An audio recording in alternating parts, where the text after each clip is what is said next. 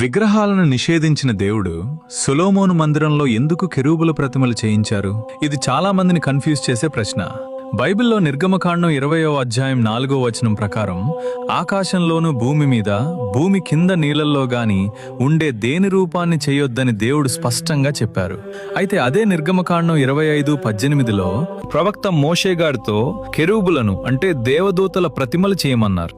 ఇక్కడే చాలా మంది కన్ఫ్యూజ్ అయ్యి ఇది విరుద్ధం కదా అనుకుంటారు. కానీ ఇవి కేవలం దేవుని సింహాసనాన్ని, ఆయన మహిమా సన్నిధిని రిప్రజెంట్ చేసే మాత్రమే. కీర్తనల 81లో దేవుడు కెరూబుల మీద ఆసీనుడైన వాడు అని తెలియచేస్తుంది. అలాగే బైబిల్లో అనేక చోట్ల కెరూబుల మధ్య నివసించు సైన్యాలకు అధిపతి అయిన దేవా అని చూస్తాం. అంటే దేవుడు తన పరలోక సింహాసనంపై కెరూబుల మధ్య ఎలా అయితే ఆసీనులైనారో అదే రిప్రజెంటేషన్ ని సొలొమోను మందిరంలో ఉంచారు. ఇక్కడ ఒక ముఖ్యమైన విషయం, ఇశ్రాయేలు ప్రజలు ఎప్పుడూ వాటిని పూజించలేదు, నమస్కారం చేయలేదు, ధూపం వేయలేదు, ఊరేగించలేదు, గౌరవిస్తున్నామని అదనపు అలంకరణ కూడా చేయలేదు. కాబట్టి ఇది విరుద్ధమైనది కాదు, ఇది దేవుని ఆజ్ఞ. ఇప్పుడు స్వరూపాలతో ఆ మందిరంతో మనకు పనిలేదు, ఎందుకంటే వాక్యమైన ఆ దేవుడే శరీరాన్ని ధరించుకుని మన మధ్య నివసించారు. ఇప్పుడు ఆయన మందిరంలో కాదు, మన శరీరంలో నివసిస్తున్నారు. 1 కొరింథీ 3:16 ప్రకారం మన శరీరమే ఆయన మందిరం. కాబట్టి దేవుడు కెరూబులను చేయించడానికి కారణం ఆయన పరలోక సింహాసనాన్ని రిప్రజెంట్ చేయడానికి. ఇది దేవుడు కెరూబుల ప్రతిమలు ఎందుకు చేయమన్నారు అనే ప్రశ్నకు సమాధానం.